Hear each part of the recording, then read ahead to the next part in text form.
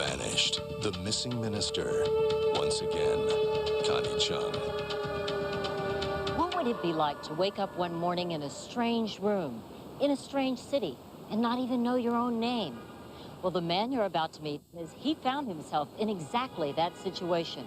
Rootless, with no past. What would you do?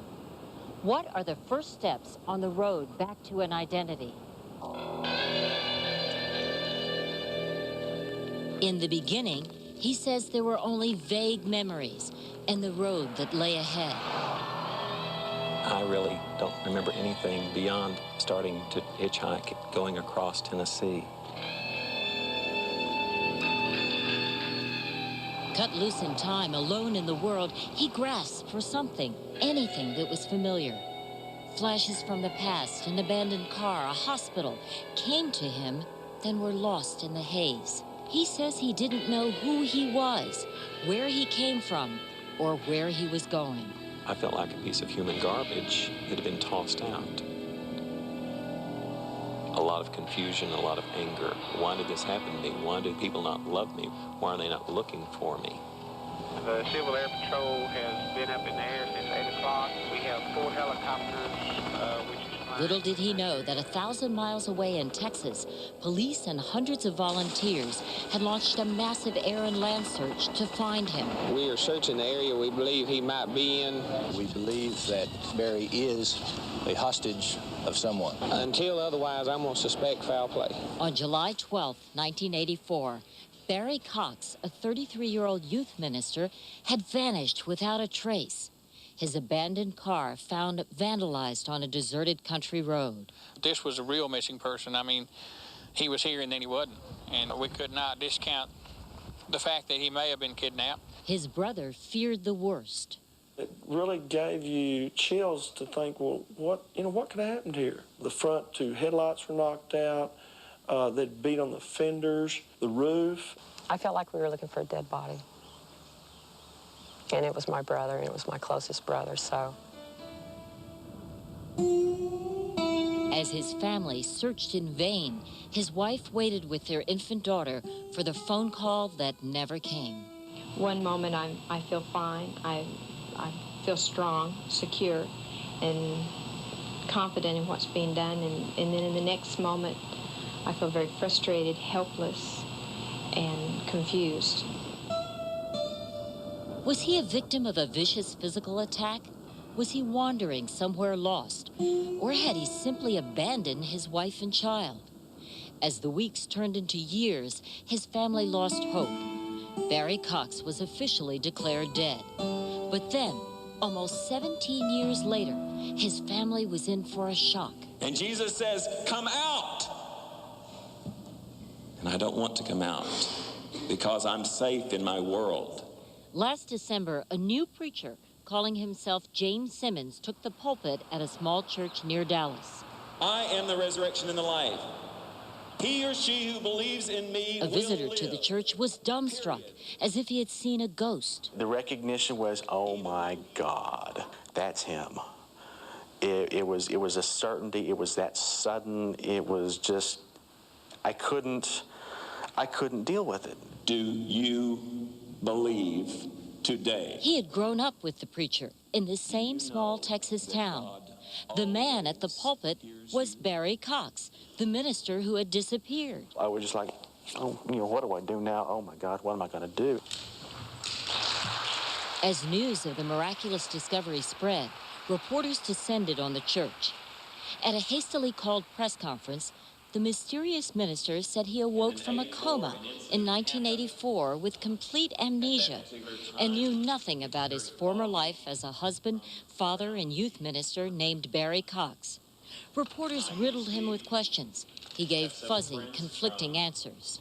I can only know what has happened with James Simmons. I don't know what happened with Barry Cox. Across the country, the wife and daughter he said he didn't know existed held a press conference of their own. His only child, now 17, couldn't wait to actually meet her father. Talking to my father it was the most grand experience I could have ever experienced, and especially on my birthday. It was a wish come true. His wife seemed apprehensive. He says he doesn't know me, so it's awkward. Reporters asked if they believed the amnesia story. I want to, and I don't have any reason not to. But the so-called miracle was soon mired in rumors and speculation. There were even whispers that the minister had staged his own disappearance, and that his entire story was an elaborate lie. But why? I was a John Doe during that particular time. If James Simmons was telling the truth, where did his memory begin?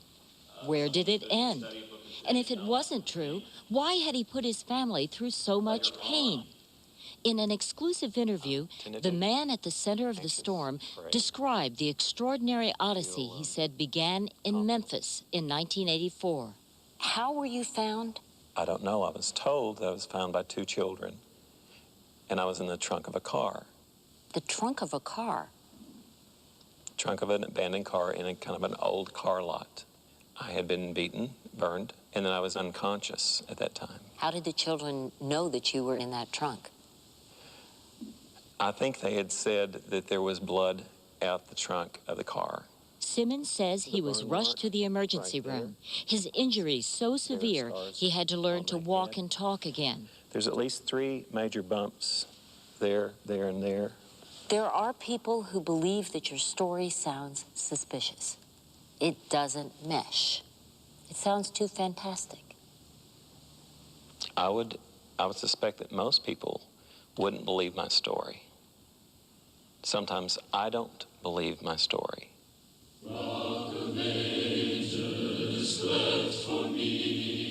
From an early age, Wesley Barrett Cox, married to his friends, was taught never to lie, cheat, or steal.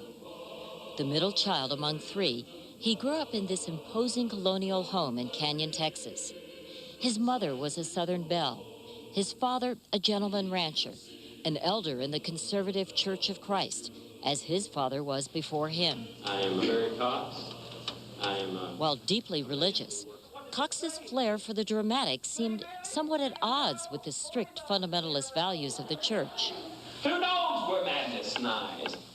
Perhaps to be too practical, this is madness. To surrender. A gifted student with a master's degree in art, Cox loved performing. Too much sanity may be madness. This next piece. Friends described him as a chameleon who was able to put on different faces for different roles, both on and off the stage. You know, so many people are so serious about life. After a while, it just kind of got, okay, where's the real guy? You know, I'm not finding out who this guy is, and I've been around him a long time. John Redden worked closely with Barry Cox when he was director of Blue Haven Church of Christ Camp in New Mexico. Surprisingly, he says the outgoing Cox was also a loner, a mystery man who often disappeared for hours into the woods. Barry would just disappear without telling anybody where he was going or when he was coming back. Walking into the woods was one thing, but walking out of his life for more than 16 years? He showed me a tape of Barry Cox his family had recently given him. That's me. That's my body.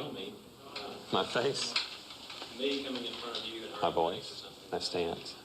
It's just kind of like someone else using my body, and it's kind of like you seeing yourself do something that you never have done before. But that is Barry Cox. It's Barry Cox, and that's me. Could it be that he really didn't remember anything about his life as Barry Cox? His boyhood, his marriage, even the birth of his beautiful baby girl? Beth Cox says she'll never forget the last time she spoke to her husband. Did he say anything unusual? No, just made plans for coming home, and we'd have people over for dinner after church. And the next phone call you got? Was the police.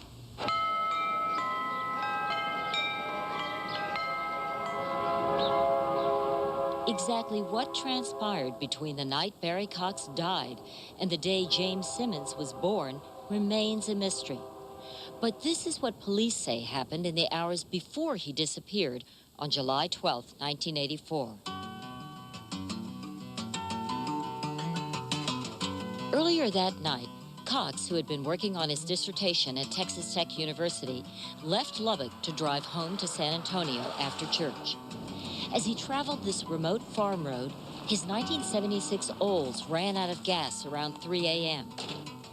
He walked towards the lights of the nearest town, several miles away. At this all-night gas station, clerk Francis Bingham remembers a man fitting Cox's description came in to buy gas.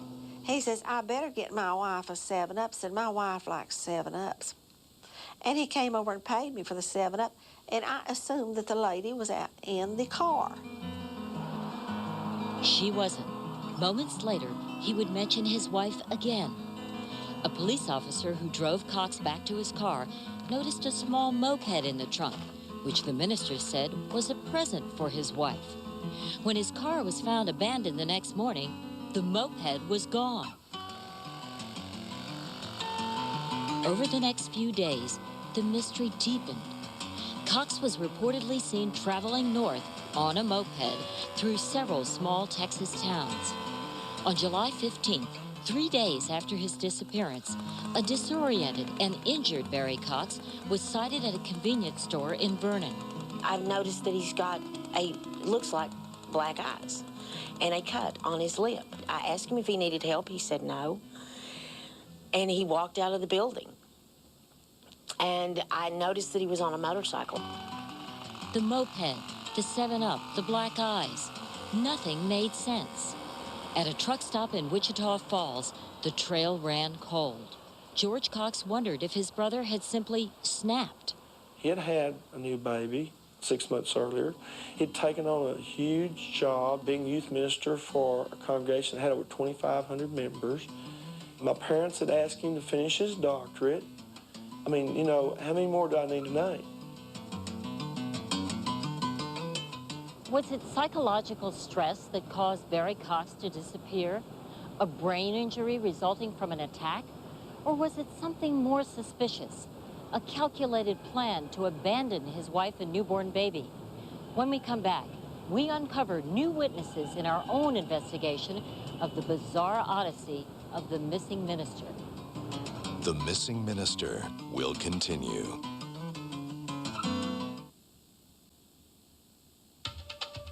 Vanished. The Missing Minister continues. Once again, Connie Chung. Barry Cox says he was brutally beaten and left for dead in the trunk of an abandoned car, possibly in a junkyard near Memphis, Tennessee. This junkyard is one of several in the area. According to Cox, 2 children saw blood dripping from the back of the trunk and called for help. He was taken to a local hospital or clinic. When he came to, he said he had no memory of who he was.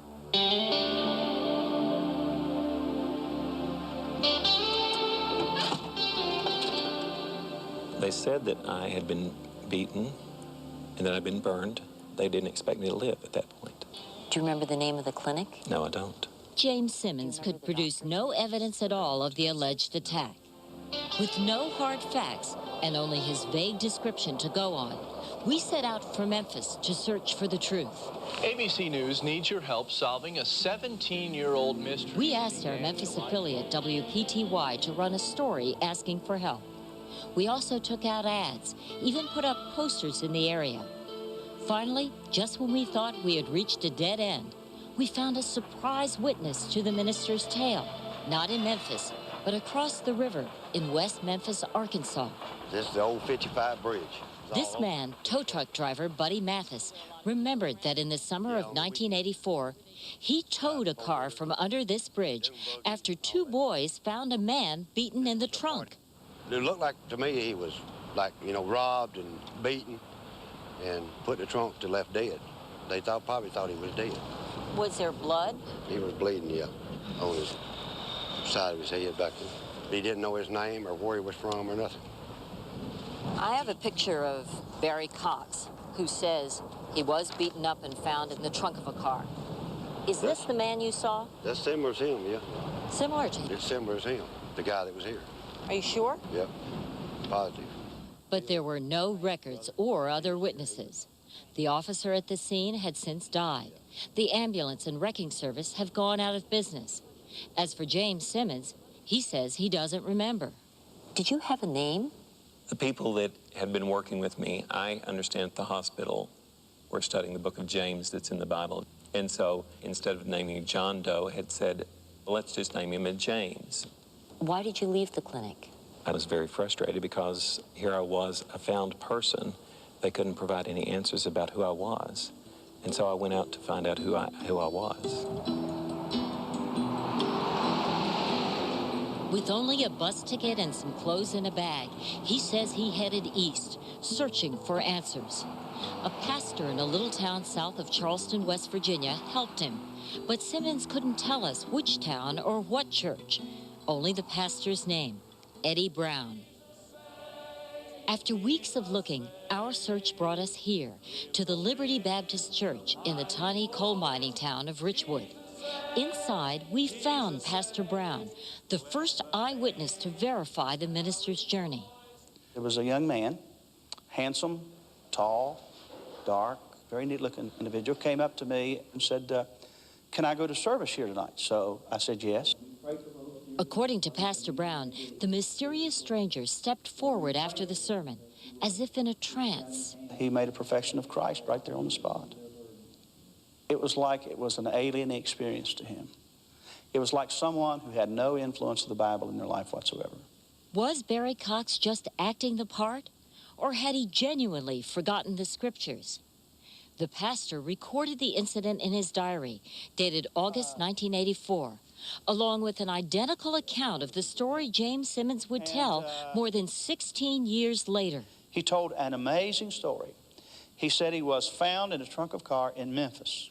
He had no ID, didn't know who he was. He said he couldn't remember anything.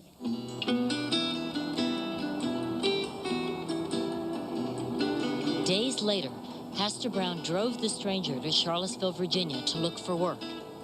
At this Wendy's, he posed for a remarkable photograph with the pastor's children. If he was trying to hide, why would he pose for a picture? But if he had been beaten, why were there no visible injuries or scars? The last time I saw him, he was walking down the highway. My children would talk about him as our angel, because there's a verse in Hebrews chapter 13, verse 2, it talks about taking in strangers and helping strangers because men have entertained angels unaware.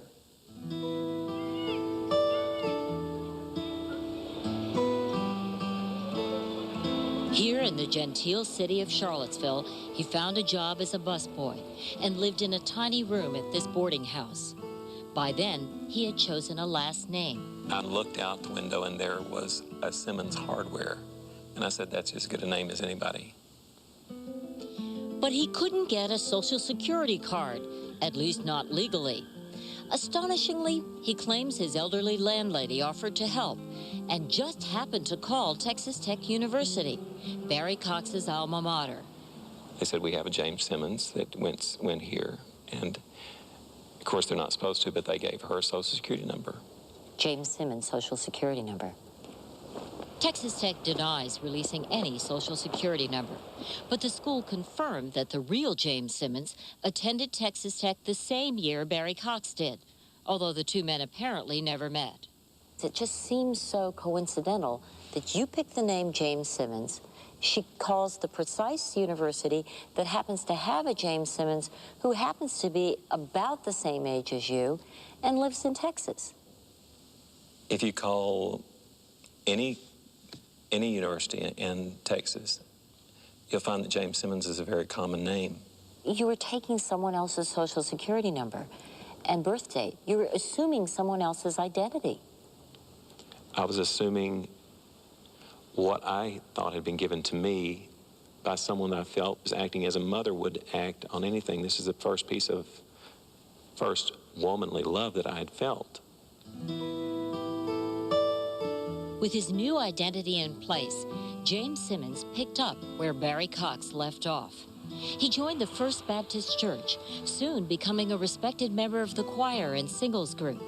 1 year later, Mount View Baptist hired him as the youth minister, the same job Barry Cox had when he disappeared. To his new friends, James Simmons seemed heaven sent. All of you knew James Simmons. How would you describe him? He was friendly, he was kind. The last thing I remember about James was him scrubbing my bathroom wall so that I could get the deposit back on my apartment. I had a lot of respect for James. He seemed very well educated. Anything he said, I took it for granted that that must be true. He told only a few friends he had amnesia and steadfastly refused to answer any questions about his personal life. We were just very curious why, you know, there wasn't someone else in his life. Where were his parents? You know, did he have children? I wanted to be accepted. I would find myself manipulating conversation so that it wouldn't come back on me, asking me questions about who are you and where did you go to high school?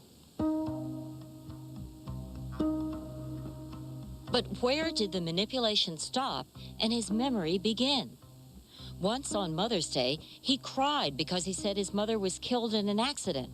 In fact, his mother was very much alive. Another time, he said he was from Amarillo, just a few miles from Barry Cox's hometown of Canyon. But most shocking of all was a strange twist that seemed to contradict his claim that he remembered nothing about his previous life. Incredibly, Simmons' friends say he frequently acted out, almost word for word, a skit that only Barry Cox would know. He gets up on a podium and he has like a Linus security blanket with him, and he talks in a very high-pitched voice, like he's Herman the Worm. I want to tell you a story about Herman the Worm. Earlier, Simmons had even shown me a tape of Barry Cox performing Herman the Worm. He wasn't as big, but he was dead. Did you have any recollection of this? No. I had no recollection, even though I have at times used a falsetto, but it was not in any context of this. He may not remember, but his friends certainly do. They were stunned when we showed them the tape. What did you say? Herman the Worm. I think Barry Cox and James Simmons are the same person. It's kind of shocking being able to see that. James Simmons was a role model to you, wasn't he? Yes. Do you think he actually lied? He very well could have. But why? I don't know. I mean, that's the whole troubling part about all of this is, you know, what was the motivation, who benefited, and you know, who had to suffer from what has taken place. James Simmons insists he has no knowledge of his previous life as Barry Cox. But if he's lying, the question is, why? It's a question that haunts his wife and daughter every day. When we come back, you'll meet the family he left behind.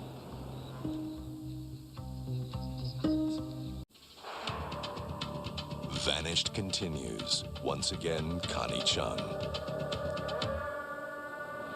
When Barry Cox vanished, his daughter was just 6 months old. She grew up without ever knowing her father, and it almost destroyed her.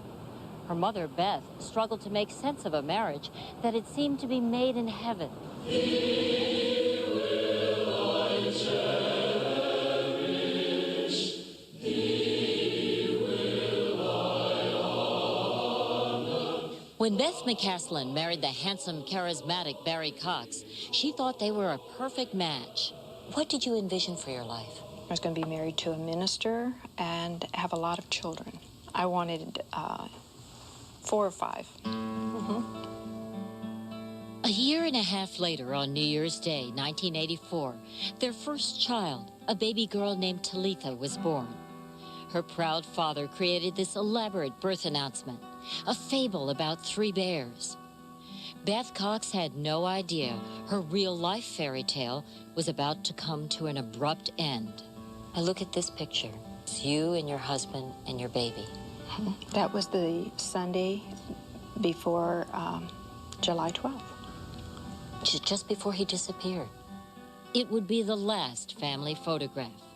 In the days that followed, news stories about the missing minister show a young woman with a strained smile holding an infant, waiting. I was afraid I was a widow. I was afraid I was deserted. I was thinking, what was I supposed to do? Where was I supposed to go? What did all this mean? Beth Cox was treated for depression. She withdrew from her friends, drawing strength from her faith.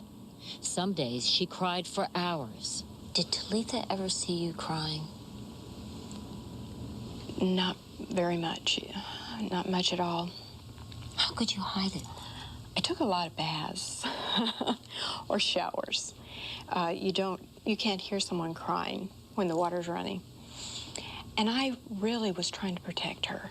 I didn't want her to see me upset. The story of her father's disappearance, that someone may have harmed him, gave Talitha nightmares as a child. I have such a fear of bad people. If it happened to Dad, it could happen to me. Even worse than her fear of strangers was the loneliness she felt. Whenever you went to the park, you saw that there was a father pushing a child. It was just hard for me to see all those dads, loving their kids that I never really had. In her fantasies, Talitha invented a world in which her father was the perfect dad. I'd be, the youth minister's daughter and, have all kinds of cool things. Oh, wow, did you, that your dad just totally explained the whole Bible to me, and I could actually say, yeah, that's my dad. Is that Noah and Mrs. Noah? Noah's and his wife. She never imagined that across the country, her father was the youth minister for dozens of other kids. While he was celebrating their birthdays, she had a birthday ritual of her own. Every birthday, I wished for him to come home or either to be found, either dead or alive. I was hoping that it would be alive, though. Did you actually make that wish when you blew out the candles? Ever since I can remember. At this memorial service, after her father was legally declared dead, Talitha's sobs echoed through the hall. This is very hard for Talitha. She never knew Barry, but she'll never, ever forget this day and the things that y'all have shared with her. And I just thank you. And I thank you for myself, too. Don't get your pants wet. By then, Beth and Talitha had moved to Tennessee to make a fresh start. But nothing seemed to ease Talitha's pain. When you were 8 or 9, you became angry and rebellious. What was going on with you? I blamed it on my mother. You blamed what on your mother? Like all the problems with my father, all the anger with my father that he actually left me and everything. I told her I hated her. You scared him away. I really thought that she hated me. I'll tell you what was hard. When couples have trouble with a child, they go to bed at night and they talk about it. And they make decisions on the best way to handle it. And I didn't have that. And that was hard. Talitha was spiraling out of control. She bit and kicked her therapists. She even threatened to harm herself. I went through a stage where I wanted to kill myself because there was so much frustration over everything that it was like I couldn't even control myself. On the advice of child psychiatrists, Beth Cox reluctantly agreed to send her 13-year-old daughter nearly 2,000 miles away to a boarding school in Oregon. I was worried that she'd feel like I was abandoning her. And I didn't want her to think that I was letting go, but only that I was trying to do what was best. 18 months later, Talitha came home. She was doing so well, and she was back in public school, and she was on no medication. And we were really developing a relationship, a mother-daughter relationship. Things were going so well. Then this happened. This was the sudden, unexpected appearance of Barry Cox. When Talitha spoke with her father on her 17th birthday, she thought at first her wish had come true. He's gonna come and see me. I can teach him how to fish, anything. It's gonna be the perfect ending. It was gonna be the happy ending that, the dad's come home. He's been found. The end.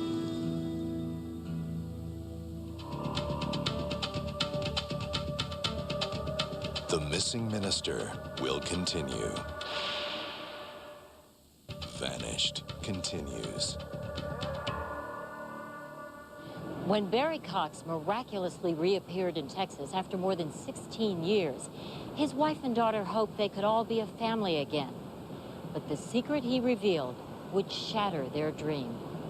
I'm a gay celibate man. Yes, I am. With those words, the man calling himself James Simmons staked a claim to his future and slammed a door on his past. Can't be gay. He's gay celibate.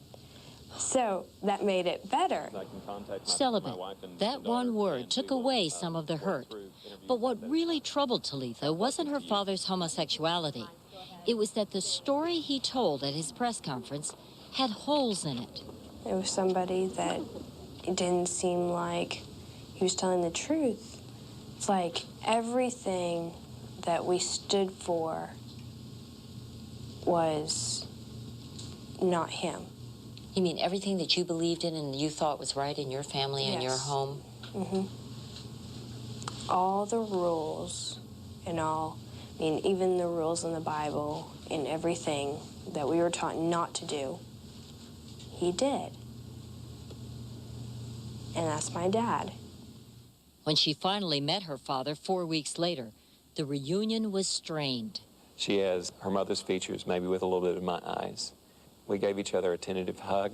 I didn't really want to hug him at that time because I didn't know how I felt towards him. She asked me, do you want to see me? Do you want to love me? Do you want to be my dad? And I had to say, I do. I don't know how, and you're going to have to teach me how to love you. Did your father ask you a lot of questions about you? Not really. We brought in some pictures, and he didn't really seem to show them off, you know, like most fathers would. He didn't say anything about, look at how beautiful she is. Can you see me in her? He just looked through them. And then whenever he got to his pictures, he told us the story on each one of them. Beth didn't want to discuss the reunion on camera. She said it was too painful. Beth and your daughter said that your meeting with them was all about you and not about them. I don't see that. If I'm not mistaken, I'm the one that went to them. In fact, I went on my 50th birthday. I paid for the plane ticket and the fare, and I received no birthday cake or wishes. And then I went ahead and paid for the lunch before I said goodbye. It was about me trying to connect with my daughter and my wife. I hope it was not all about me. That makes you angry. That hurts me. When I try to reach out and my daughter and wife reject me. Beth, tell me, do you believe his amnesia story? No, I don't. Why? A good friend said, Beth, take the facts that you can build on and hold on to all of those. And I'm having a hard time finding too many facts that I can build on. You just want to know what really happened. Last summer, Beth and Talitha traveled all the way back to Texas to where Barry Cox had disappeared in a last-ditch effort to make sense of it all. The former DA investigator and sheriff who worked the case met them at the scene. You went all the way up to that mountain? Oh, we went miles and miles on the other side of that mountain. Covered it real close. But the answers were as elusive as ever. At the gas station where her husband was last seen, Beth Cox admitted she might never find the truth. He didn't close it as much as I wanted it to for me. But I don't think it ever is going to close it up for you. You really hold on to it tight. You hold on it too tight. I'm wrapped up in it more in different ways than you are. The hardest part was not knowing. Was her marriage a lie? Had her husband abandoned them because he was gay and couldn't admit it? Do you think it's possible that maybe that's the reason why he disappeared? Because he couldn't bring himself to tell you and to tell his church that he was gay. But I was his partner. The church is his family. And we're to be there for each other. So I don't understand not being given a choice. We would help to get him proper, you know, help, and we would stay by him. The church wouldn't accept his sexuality, though. They would try to help to change it, though. What if he didn't want to change his sexuality? That's another hurt, because it feels like, I mean, he doesn't want to even try for me, you know? Is it possible that you knew you were gay back then in '84, and you thought the better way to protect your wife and your daughter from the hurt and the pain would be to disappear? So I leave from a Church of Christ background and then go into a Southern Baptist background that both abhor homosexuality. I'm going down the same track that I was in before. Does that make sense? Incredibly, Simmons attributes his homosexuality to the attack that he says put him in a coma. I realized this is something that has come from the incident. You thought that your realization that you were gay was part of the incident. Resulted from the incident of being abused or damaged or hurt physically. And I thought I would overcome it possibly with relationships or with training or some counseling. He couldn't overcome it. In 1991, he moved to San Francisco. By day, he studied scriptures at the prestigious Golden Gate Baptist Theological Seminary, earning 2 master's degrees and becoming an ordained minister. But by night, this man of God was pursuing a forbidden lifestyle that the church viewed as an abomination. When he went to the Golden Gate Seminary, were they aware that you were gay? No. They had asked one question, and the question was, do you have a problem with homosexuality? And I didn't. That was who I was, and I didn't have a problem with it. I felt it was their problem. It wasn't until December 2000, when he learned that a gay church in Dallas had an opening for a preacher, that he made the decision that would change his life forever. I made a choice not only to come out as a man, but also to come to grips with who my sexuality was and where my ministry was as a person. It happened to be in Dallas, and it happened to be at a place where someone said, "You are Barry Cox."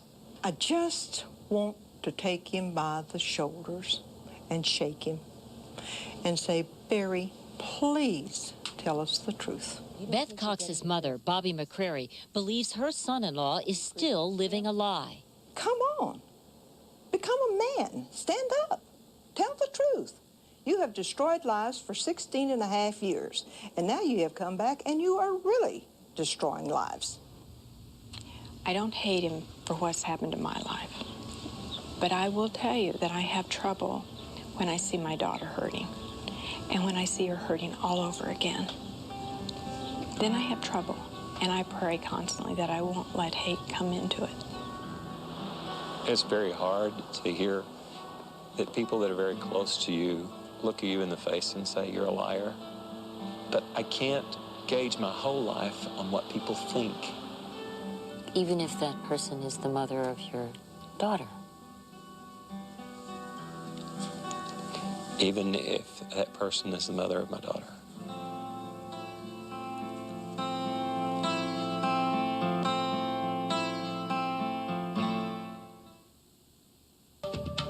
Vanished continues. Once again, Connie Chung.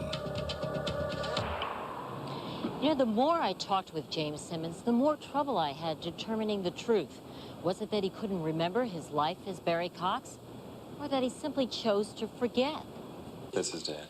James Simmons had spent weeks poring over old photographs with his family, asking them to describe his childhood, his parents, and his friends. This is your daughter Talitha, who that was taken at 6 months of age, just almost the same time that you disappeared. Was it all a charade? Simmons, who is currently in therapy with a neuropsychologist, claims to have taken and passed a polygraph test. But the test results came too late. Last February, in a narrow vote, bitterly divided members of the White Rock Community Church decided to accept Simmons' resignation. I don't know if it's really sunk in yet. I hurt a lot.